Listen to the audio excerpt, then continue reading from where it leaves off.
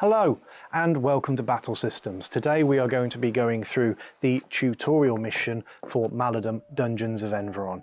We're going to take you through all the little steps at the beginning to get you set up, and then we will go step by step through the booklet until we reach the end of round 4. So let's get started.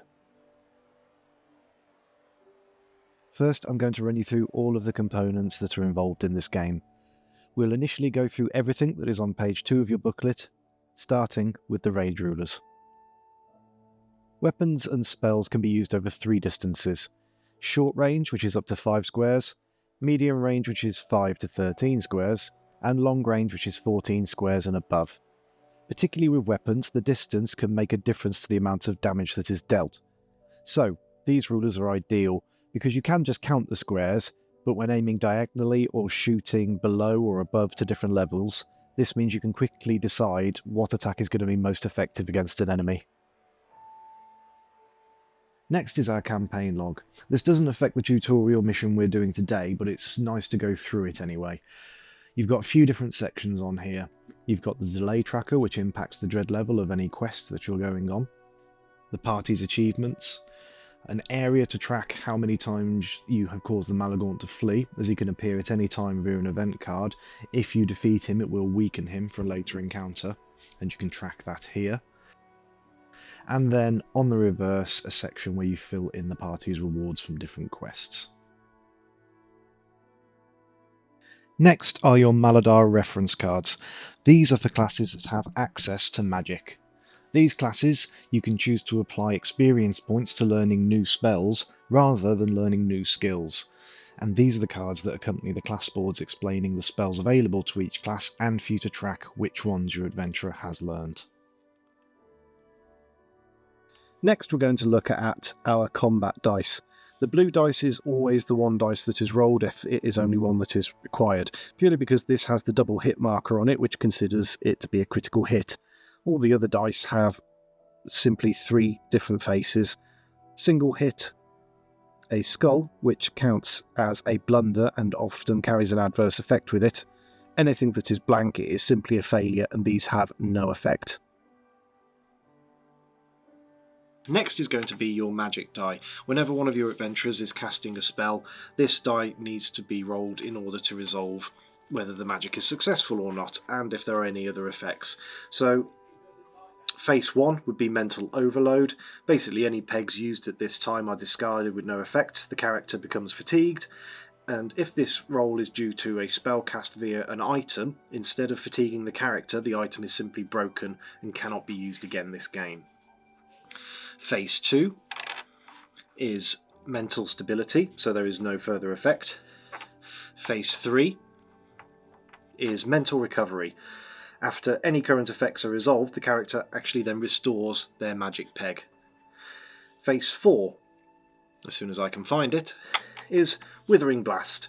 After any current effects are resolved, all other characters, friend or foe, within 2 squares and line of sight of this character are moved 1 square directly away, if possible with no attacks of opportunity, and they are laid prone.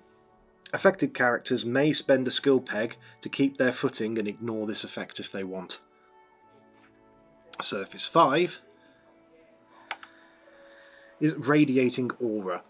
After any current effects are resolved, this character and all characters within 2 squares gain 1 magic peg, and this may exceed their starting value. And then number 6, Unstoppable. Resolve the current effects as if 1 additional peg had been spent, even beyond any stated maximum for the character, effect or spell. If this result was rolled when casting against an enemy, it cannot be resisted. The Revenant Die is used during the Adversary Phase of a round. There are a few different faces on here. So the hand symbols are risen from the grave, and it can be 1 or 2 enemies that rise from one of the grave points on the map. The faces show that revenants will appear from entry points around the map, and you have a blank face for when no further adversaries will be turning up for that role. Next we'll look at the event cards. These effectively add a unique and cinematic experience to every dungeon that you go into, and that these are usually random. Don't shuffle them initially because the top 10 are already in the correct order for our tutorial mission. Outside of that, depending on the location of the mission, the NPCs being used, and just the general length of the game, you will only use a certain subset of event cards in each quest, and you check the icons in the bottom corner of the event cards to make sure that you've selected the right ones. And these will Vary between environment, dungeon, revenants, denizen, wandering beasts, and then you have novice and veteran cards.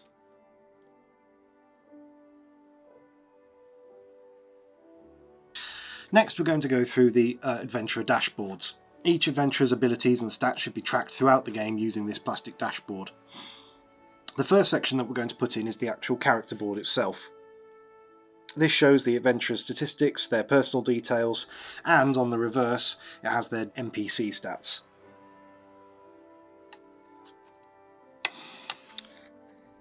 Going from top to bottom, you have the adventurer's name. In this case it is Callan and Moranna, who we're going to be setting up for our tutorial mission today. You have their health, which represents the character's toughness and stamina. This shows how much damage they can take before they are defeated. Skill shows how many specialised skills the character can use in a game. And magic. This represents the character's capacity to manipulate the malicites flowing through and around their body to cast and resist spells. You then have actions. This shows how many actions the character can make each round. And experience, or if you prefer, XP. This represents everything the character has learned during their time in the party and affects how many skills they can learn, as well as improving on other stats for later on in the campaign. Each stat is represented by a row of wax seals, and some of these are pre-stamped, which are their default statistics. Others have been left blank, and these show the character's potential to improve their abilities and stats throughout the campaign, and they can be filled in later as the character increases their experience and level. You also have a character's cost. When hiring a character, you must pay this cost in guilders, and that is set out by either the campaign or whatever you're doing for your own rules. You also have innate abilities. So in addition to any skills that are going to be granted by their class board, which we'll come to in a moment, certain characters also have innate abilities that they have access to.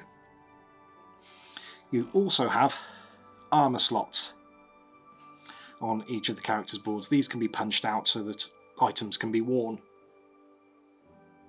Don't discard the pieces, because you do have innate abilities on these that you may want to replace later if you take the armour off. Also, only one item that is an actual armour type can be worn, and the other space must be filled with something like a cloak or jewellery or other item of your choice.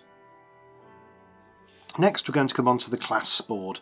This represents the character's profession or specialisation, and therefore all of the skills and the spells that are available to them. Callan has gone with a sellsword, and we are going to go with one dot in Weapons Master. Each of these coloured icons represent a skill that is available to them. And for Moranna, we are going to take 2 spells rather than giving her access to one of her skill icons. And we are going to take Bless and Focused Energy on her Maladaar reference card. You will also notice that each class board also carries with it a cost, and that must also be paid at the time of hiring the adventurer. The next section on your adventurer's dashboard is the infantry slot. So you can see that this is where your equipment is stored throughout a quest. As you are roaming around the dungeon and you pick up objectives, or you potentially find additional gear, this space is a physical representation of everything that you can fit. So make sure that you use it wisely, or potentially share some of the loot with your fellow adventurers so that you can carry more. Finally, we come on to pegs. So, as with many games, green is representative of health pegs, and you'll see that the health icon matches the same icon on your character board at the beginning, and so we are going to match Callan's default health statistic. We are also then going to look at his skill slot, which has 1 wax seal, but if you come down to sellsword, which is a class board, it also grants him another skill peg as well. And then finally, 1 magic peg on magic. So as Callan takes hits or uses any skill or magic pegs, we will simply remove these from the character dashboard. And we will do the same with Moranna now, adding her 3 health pegs in, 2 skill, and because Moranna is a Maladaar and magic user, she gets 2 magic starting pegs. And those are your adventurer dashboards. Whilst we have our adventurer dashboards out, we also want to have a look at this section here, which is an area that can take 3 status effects, and these are represented by these tokens here. And so you have blessed, terrified, wounded, stunned, warded, and burning, and poisoned. There is a full explanation of these in the rulebook. I just wanted to quickly acknowledge that this is the section that these will go into, but we'll come more onto a couple of those in our tutorial mission today. Next we're going to look at your NPC dashboards. So as I mentioned previously, on the reverse of your character boards you have their NPC stats. So very similar to the character board, we have health, magic, and the amount of actions. We also have some other symbols on this far side. So the shield symbol is the physical armor value of the NPC, so that negates 1 hit against anything that is made against him. You also have this fist icon, so that is the number of dice that the NPC will roll if they're making a melee attack whilst unarmed. And this is their persuasion score, so this is a value used when the adventurers attempt to persuade the NPC to do something. Most NPCs on an event card, it will say pick an item, so they again have an infantry slot here. They do not have skill pegs, but as we saw at the top, they do carry health and magic. So that brings us on to our component punch board as well. So we have our tutorial items at the top, which is what is important for today. Common, uncommon, rare, and then you have objective and other items as well. Don't worry if you've already gone ahead and punched all of these out. We do have a reference for them on our site. Also, if you look on the reverse of them, first of all you'll see numbers, which is their purchased value on the left and then their sale value on the right, but there is also a shape in the corner of each of them, and that is colour coded in terms of whether they're rare, common, uncommon or rare, but it is also a unique shape for each one as well. So if you're unable to see the colour, then you can check by the shape. So I'm going to go ahead and get these punched out now. I'm also going to go ahead and assemble some terrain. Okay, so we have punched out all of our items for the tutorial mission. I've gone ahead and I've built up some of our searchable terrain. So we have a tomb, we have a chest, and we have a crate. We also have our token pouch here, which is currently empty. First thing we're going to do is we're going to correct a mistake from earlier. We have a studded leather piece of armour here. One thing we forgot to do with Callan was punch out his armour slot and pop that into there. It hasn't affected any of his innate abilities, and if he was to get another item of clothing, it would need to not be a piece of armour, which is indicated by this symbol here. It would need to be something like a cloak or an item of clothing or jewellery. I'm going to pop him to the side ready for our quest in a moment. Next thing we need to do is we're going to pop the main objective into our tomb and have that there for later. Our 2 grey items, which are traps, are going straight into our token pouch, and then we're going to select 3 random items that go into our tomb, 3 random items that go into our chest, and 2 random items that will go into our crate. I'm going to do that off camera so that it's a surprise for all of us, and then the remaining 5 tokens are all going to go into the bag, and we'll give them a good shake up so that if we search any rooms, it'll be a nice surprise as to what it is that we pull out, or maybe not a nice surprise if we pull out a trap. The next component is going to be the plastic dread tracker, which is where the punch-out dreadboard goes into. This goes all the way from disquiet all the way up to doom. So for the sake of our tutorial mission, we are going to increase the dread level by 2 notches, which is these black pegs.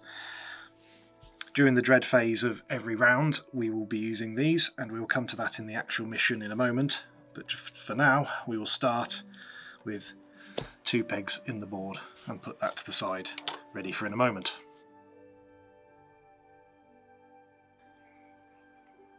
We're now coming on to one of the more exciting components that you'll get in Maladum, and that is of course the miniatures. The ones in front of you here are the adventurers, the 7 that you'll get in the core set. As you can see, they come unpainted, but for today we are going to use Callan and we're going to use Moranna, and we're going to use their painted miniatures. We'll set them to the side and I'll run you through the rest of the figures that you get in this set. The next set of miniatures that you're going to find in the box are these red ones, and these are wandering beasts. In the core box we have provided you with 3 of them, so you've got cankers, drakon and troglodytes. Similar to NPC cards, you can see that they have the amount of actions that each wandering beast can take, how many dice they will roll on their attack, and then how much armour they have and whether that negates any hits from the adventurers. Unless it is shown on the bottom of the board, they each have only 1 hit point, and depending on where you are on the dread tracker and what it says on an event card will determine which side of their board comes out, so whether it's their standard one or their elite, which is a more dangerous version of the beast. The final set of miniatures that you're going to get in the box are the grey ones, which is the Revenant Horde. All of these are controlled by the Maladaar, who has their own stat block and board, as well as their reference card should they appear on the map, which can happen. For today we're only going to use the Lamenters and the Myrias, but you do also have 2 Hellfonts and a Rot Troll in the box. Again, all of these have 1 hit point with varying amounts of armour, apart from the Rot Troll, who has 3 hit points, as you can see by the hearts down the side of their board. So that is all of the components that we need for the tutorial mission set up. The only bits that I have popped out that we didn't cover earlier are the entry points for adversaries to come out during the adversary phase in each round, a staging area, which is where your party will start the map on. We also have this player counter. I'm not going to include this in today's game just purely because I'm the only player, but you would usually use this to pass between yourselves to remember whose turn it is to start the next round. Other than that, we have our blessed counters over here, 1 poison counter. If you're having trouble finding your search counters, on the reverse of them they are blue with a yellow exclamation mark, and then on the reverse that is the magnifying glass. And then we just have our 2 activation counters as well, which I'm going to keep with my character dashboards. And now we can go on to set up the map. So, looking at the actual map itself, there is a large magma strip in one of the corners on the gaming area. So, I'm going to use that as my reference. What we're going to do is we're going to pop our map terrain onto there. So, the wall section is actually in the centre of the gaming area, shutting off the rest of it. The external is where the rest of our NPCs, adversaries and characters are going to come in from. We're going to take the tomb, pop it into its relevant room. We're going to take the chest, put that into its correct position. and then our crate down as well. And then we are ready to start. Okay, so now that we're all set up, let's make a start. Maladum is played in rounds, and each round has 5 phases, beginning with the Dread Phase. In the Dread Phase, what we're going to do is we're going to update our Dread Tracker. The Dread Tracker gauges the amount of magic in the vicinity and the relative aggression of the enemies. It will rise each round. The higher the Dread Tracker, the more deadly and numerous the adversaries become. For this round, we are simply going to add a single black peg into the first empty slot, bringing the Dread level up to 3 pegs. At this point, you would normally take an event card, but for the first round of any game, that does not happen. The next phase is going to be the Adventurer Phase. Each of our adventurers typically have 2 actions, which you can see on their character sheets here. They can occasionally have more, but that will come with either levels or different abilities and potentially different classes. So, we're going to start off with Callan. And because he has not actually activated yet, his first action is going to be to move into the playing area. And where Callan's going to be aiming to move is to just in front of this crate here. So there's multiple routes that Callan can take. He has 4 squares of movement. And he can take any 4 squares he likes to get to the crate. The only route that wouldn't actually be viable for him is where, if you want to move diagonally, if either of the adjacent squares have something in, you would actually need to move around. So in this instance of that route, that would be his 4 squares. But because we want to get there, we are going to go this direction. For his second action, it's going to be to search the crate that he has just gotten to and find out what it is I put in there earlier. Something I tend to do when I finish searching is I will usually leave the lid slightly askew, just because you can guarantee later when I'm being chased out of the dungeon, I'll be like, oh, I'll just have one last quick look in here. Oh, actually, I've already searched in here and I've just wasted an action. So, what Callan has managed to find in there is a club and an arrow. Both very useful items, but we're not going to get into those just yet. We will put them straight into his infantry slot, as he's still got plenty of space to carry things, and even if he doesn't end up using them, he can always sell them when he gets back to town. So, that is the end of Callan's go. Activation token on to Moranna. As Moranna hasn't been activated yet, the same as Callan, her first action is going to be to move into the dungeon, but we're going to use her second action to get a little bit further into the dungeon as well. So Moranna's going to use 1, 2, 3, 4 movement, and then second action 1, 2, 3, 4. And that is Moranna a little bit deeper into the dungeon. So activation token on, and that ends Moranna's go. Very quick note with regards to these activation tokens. You don't have to do it. It's something that we recommend purely because even when you're playing by yourself, you might get up to go and get a drink or a comfort break. It's very easy, particularly if when you've got a full party, to go away. Somebody talks to you, somebody distracts you, or even if you're playing with friends, you sit down and you all start reminiscing about something, and then you look down and go, who actually have I already used? Were they here before? And it makes life a lot easier and makes the game flow a lot smoother if you do use them. But anyway, both adventurers activated. That ends the Adventurers Phase. So, on to the Adversary Phase. This determines how many enemies and where they are coming from. This is always dictated by the band that you're in within your Dread Tracker. As you can see, we just have a Lamenter's face, and it shows that to determine how many and where they are coming from, we need to roll the Revenant Die. So, we have a single hand, and because it is rising from the ground, that shows that it is going to be coming from a grave point. So grave points are represented by broken tiles on the map. Whenever an adversary comes from a grave point, they will always come from the grave point that is closest to an adventurer. So in this instance, we've actually got 3 grave points that are equidistant from both adventurers. So, we have a decision to make. This would normally fall down to the person who has the first player counter, or if you're playing where you have a consistent party leader throughout a campaign, they would make the decision. In this instance, it's just myself, so because I gave Callan some armour at the beginning of this, we're going to target him with this Lamenter. And I'm going to use this guy who looks like he's having a fantastic time. Now, adversaries have actions the same as adventurers, and that is represented at the top here on the Revenant dashboard.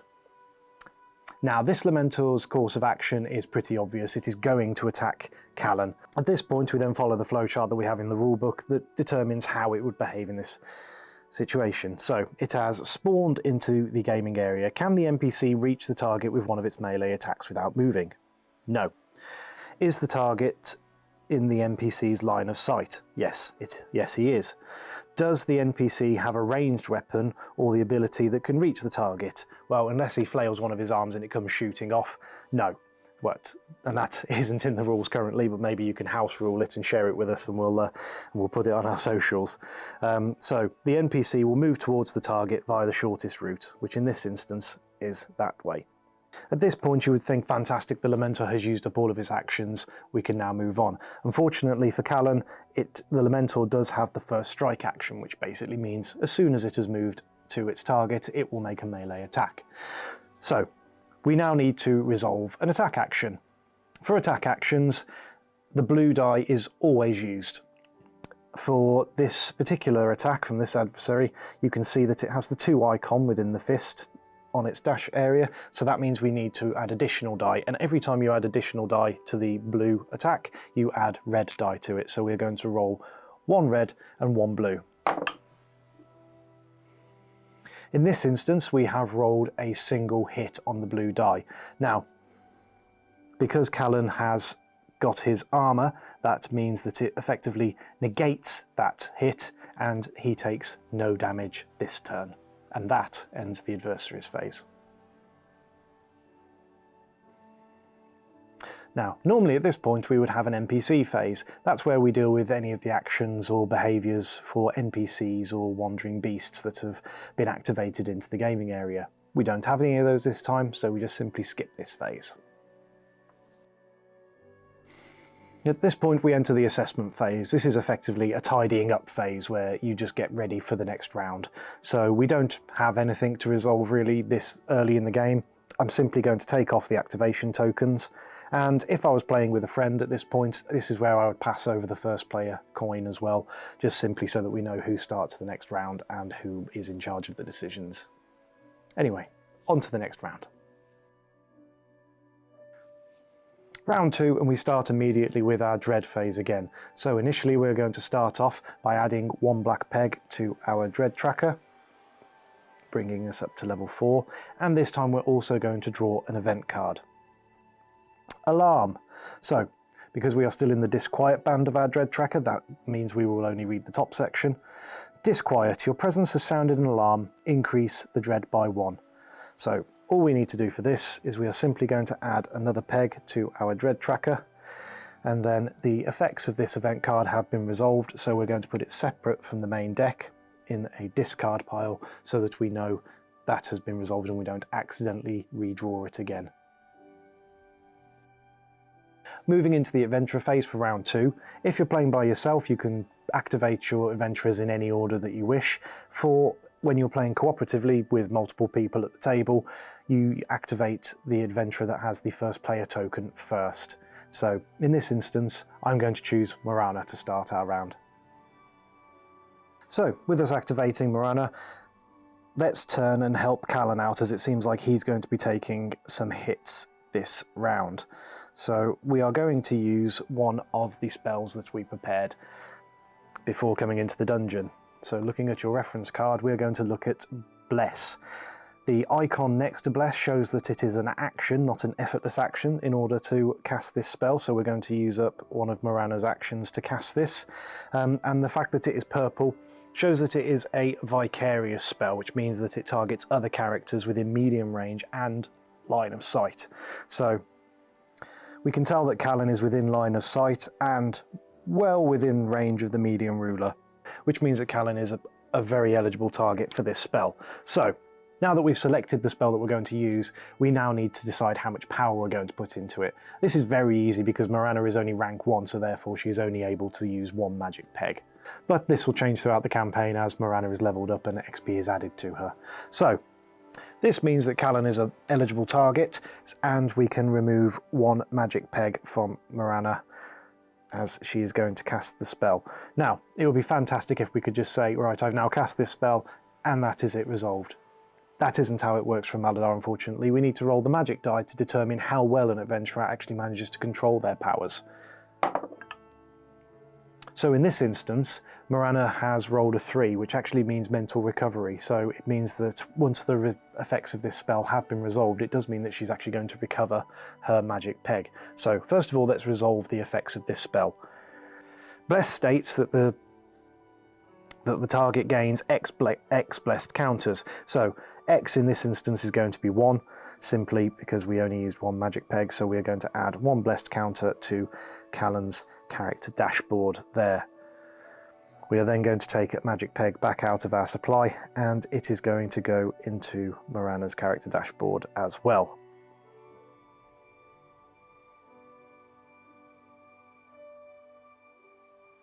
Now, you may remember that the Rising Dread level isn't just referring to the aggression of your enemies, but it is actually also how much magic is in the area. Because we have cast a spell with our Maladaar, our magic user, we have put more magic into the area. So that means that we also need to take an additional magic peg, and we are going to pop that into our Dread tracker, increasing the level and fully filling the disquiet band.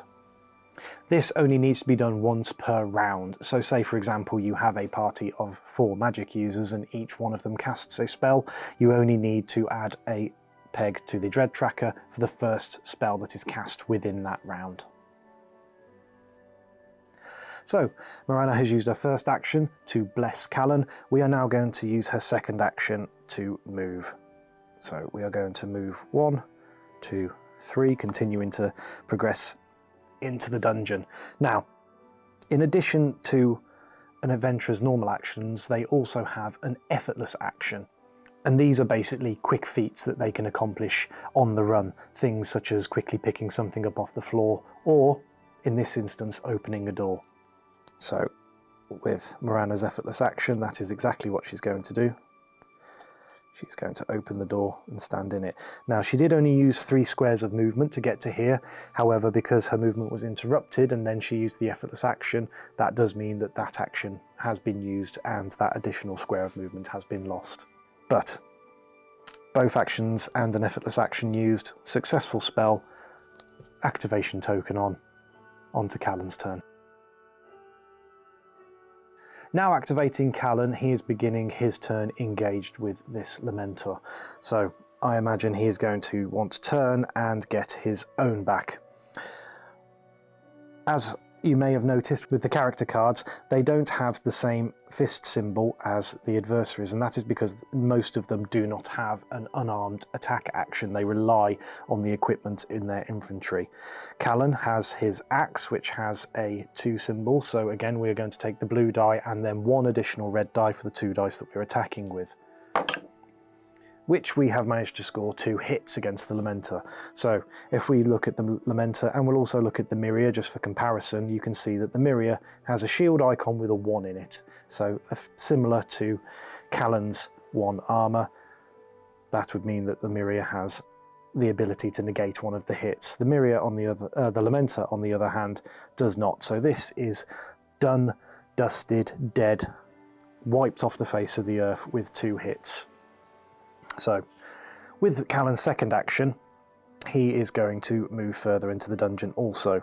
Now, he's just learnt that nasty things can pop up from these holes on the ground. So we are going to use 1, 2 movement, and he's actually going to stand on a grave point, blocking anything from being able to spawn from that point. And then, with his effortless action, he's going to get the doors to the next area open. Activation token on, and that is the end of Callan's go. So onto the adversary phase again.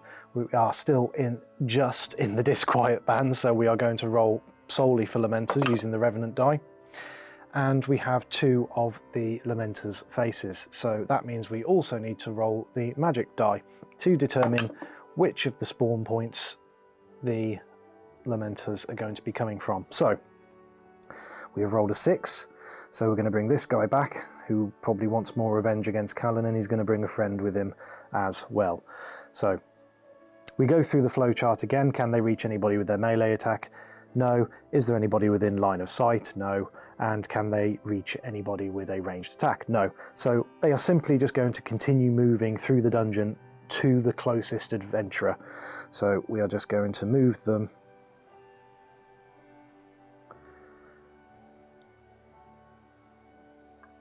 up to this doorway. And personally, if I was Moranna, I would not be happy with that sight staring across at me. We're skipping the NPC phase again, and we're straight into the assessment. So very simply, we remove the activation tokens. And again, if you're playing with more than one person, you pass the first player token. Round 3, and we can already see how things are starting to heat up. So we're going to immediately start with putting a peg into our dread tracker, and we draw an event card. Feeling lucky. Disquiet to doom, so this is the entirety of the dread tracker. Reduce dread by 1. All adventurers in play become blessed. Fantastic. So we're going to remove the peg that we just put into our dread tracker. You'll also notice that in the bottom corner of this there is a green icon.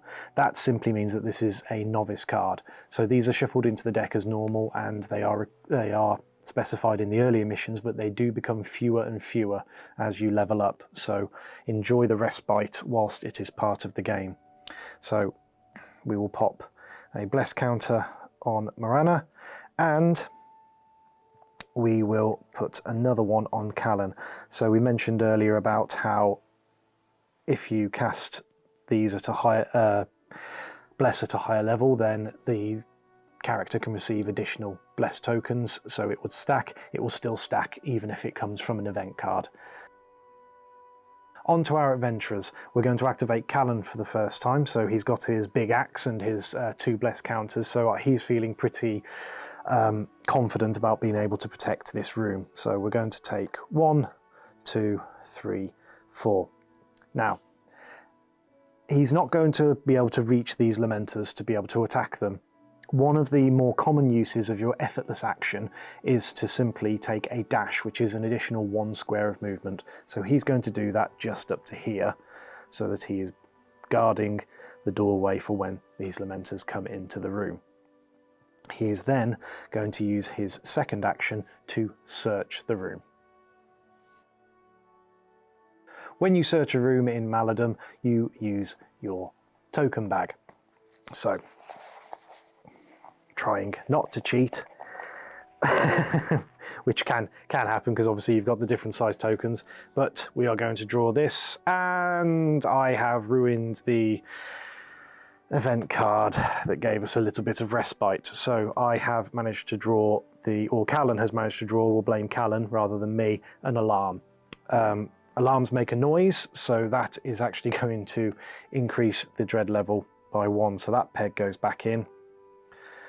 I've put the trap back into the search bag, the token bag, and yeah, we are going to put an icon in this room. I'm going to pop it here so it is just out of the way for the moment.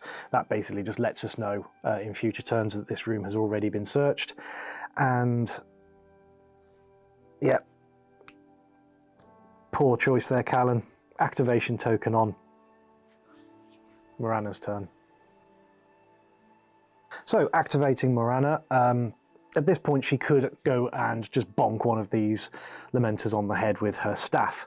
However, she hasn't got any armour, and we need to try and keep our adventurers standing as much as possible. So she is going to use another ranged spell, which is Focused Energy. So we're going to double check that both of these Lamenters are within range and line of sight, which they are. So Moranna is going to expend 1 magic peg. We are going to start off by rolling the magic die to make sure that she is able to control her magic, which is a 2, which is a blank face, so that means that this has gone off as we have expected and no additional effects have occurred. We are only rolling the 1 die, so we're going to roll the blue one to see if we get a hit, which in this case is a blank. However, Moranna does have her bless token, which allows the re-rolling of 1 die, and we are only rolling 1 die at the moment, so... and success. With no armour to negate the hit, this Lamentor is reduced to ash and sent back to the pile. And that is Moranna's first action. A little bit light on equipment, Moranna is now going to use her movement to come around here. Now, she would like to tuck into this corner, but again, because one of the lateral squares is filled with something, so she has to use her 4th movement there and then her dash action to get it into the corner, which means she's in a perfect position next turn to search that chest. Activation token on, and of course, because we cast a spell, we need to make sure we add magic peg to the dread tracker. That is the end of the adventurer's phase. We're now into the adversary phase, and as you can see from our dread tracker, we are well into the distress band. So we have the Lamentor, which will still be determined by the black die, or the adversary die, and we also have a Myria, which has the 1 number next to it. So we are guaranteed to have 1 Myria turn up. So first of all, let's start by seeing how many Lamenters are going to turn up. Adventurers are lucky, there is no Lamenters turning up this go. However, we do need to determine where the Myria is going to come from on our entry points. And it is point 1, so we are going to take this guy because he looks like he's only got a little axe. So Myrias have 2 actions. First one is going to have to be to move into the playing area, and then their second action is going to be to move to there.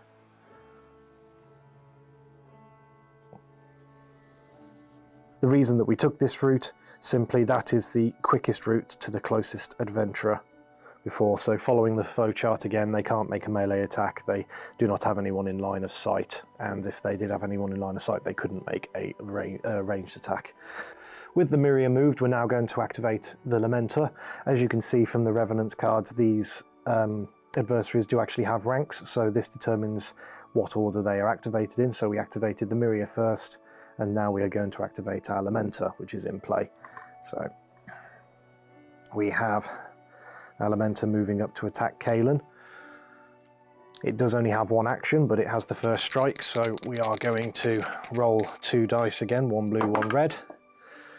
And that is not good for Callan, so we have, although the red dice is blank, it is still a critical and a double hit on the blue die, which means that the single hit that would be taken by the armor is taken, but then he would lose 1 health peg. Because it is a double on the blue, that is also a critical, which means the additional effect of poison comes into play for the Lamentor. However, Callan does have double blessed tokens, so we're going to re-roll the blue die. And lo and behold, it's the same one again. So unfortunately for Callan, he is now going to be poisoned. And because he has taken 2 hits, 1 is absorbed by his armor, but then 1 is impacted into him, and he is going to lose a health peg as well. Yeah, 1 Myria bearing down on Moranna, and Callan is now poisoned with a health peg missing. Next phase. So now going into the assessment phase. A little bit more to do this round, so we're going to start by taking our activation counters off, just because that's the one thing I always forget. So we are then going to need to roll our magic die to understand the effects that happen from the poison. So let's start off with this. So we have a 4, which would mean that Callan would actually lose his skill peg. This is pretty detrimental because it's his only one, and they are ideal for getting you out of some pretty dire situations in a pinch. So what we're going to do is we're going to expend the other blessed counter to force that re-roll, this time resulting in a 2. So Callan is going to lose another health peg, meaning he's going into this last round in a little bit worse for wear. But let's see what happens. There's a lot that can happen in a round, and plus the adventurers are going to activate first, so we will go from there. Quick note on blessed counters: if you were thinking just then, why didn't you use your other one on the attack? Very simply, you can only force a re-roll within an attack or a result once. So that is why we've only used 1 blessed counter for the attack, and then we have used 1 for the poison at the end. So moving into the 4th round, and things are, I think it's safe to say, ramping up quite quickly. We will start, as always, by adding a peg to our dread tracker. And we are now going to draw our event card. Fiery Touch. The Maladaar channels its magic through its minions. All engaged adversaries make a 2 dice melee attack with fire, and then all unengaged adversaries make a move action. So I'm going to keep this next to me for a minute because there's a couple of things I need to resolve here. So, engaged adversaries is the Lamentor against Callan. So we're going to start again with a 2 dice attack roll. Luckily for Callan, it only is 1 hit, so that means that he's... Sorry, I was double checking his armor then. I was like, please don't hit him again. So with just the 1 hit, so Callan is luckily unaffected by that. And then this Miria is going to move 1 square towards Moranna. Luckily, it does not have the first strike action, the same as the Lamenter, so that is the end of that event card. We'll pop that into the discard pile, and that massively changes things. So onto the Adventurer phase. So we're going to start with Moranna on this go. Now, unfortunately, in immediate close range, Moranna cannot use any of her magic, so she's going to use her staff to attempt to bonk the Miria on the head. So 2 dice again. We have a single hit on each dice, so as we look at the Miria, they have 1 armor. That negates 1 of our hits, but the other one does hit, and that kills the Miria. So now turning to help Callan once again. The Lamenter is partially covered, but because he is within short range, it is absolutely fine for Moranna to try and cast Focused Energy again. So we are going to take the blue peg out, the magic peg, and I'm going to pop that straight in the dread tracker this time, just because I will forget otherwise. Going to roll our magic die, which is a 6, so this is unstoppable force and is effectively as if we have used 2 magic pegs, which means we get an additional die on the attack, which we didn't need anyway. Our blue has rolled a critical, so we have eviscerated that one from the playing field. Now, because there aren't any additional enemies or adversaries in the area, and Moranna has ultimately used both of her actions, saving herself and Callan, she is now going to use her effortless action to throw her morsel of food, or her apple, to Callan, ready for his go, because he's looking worse for wear.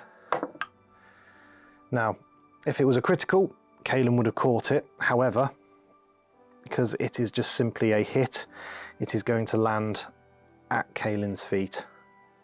ready for when it starts his go.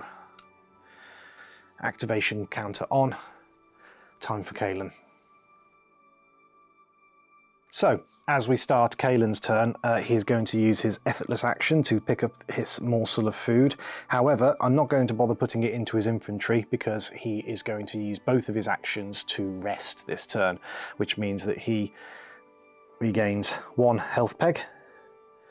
His poison status is removed, but because he is having a rest, he is also going to consume his morsel of food, which we'll put straight back into the token bag. And that recovers his additional health peg. And that means he is fully back up to health going into the next round. So, no adversaries left for their go, no NPCs activated. Assessment, we are going to take off the activation counters. And that is the end of that round. Thank you so much for joining me today on this quick tutorial quest. You do obviously have an option after round 4 to try and get all the way into the end room and see if you can capture objective 9 that is within the tomb. One of the things that is very important to learn in this game is when to withdraw from the dungeon. In this mission in particular, you need to remember that you are working with a much smaller area and the enemies are on top of you almost immediately in here, whereas on a much larger gaming mat, it gives you a little bit more room to breathe and plan ahead as stuff is moving towards you. So, and plus as well, you're also working with a half party. So we do recommend that once you've got the basics down with the rules, that you then move on to of Coin and Glory and use that as your training ground. Try out different characters, different classes, different starting equipment, you know, really have a play with it, find the party that suits you best and then go on and do your campaign, or write your own campaign. The entire point of this game is that we really want you to have fun with it, and we love being tagged in everything that you guys are creating at home and hearing about all the adventures that you're having. So I hope that this has been fun for you. It's definitely been fun for me. So until next time, happy gaming.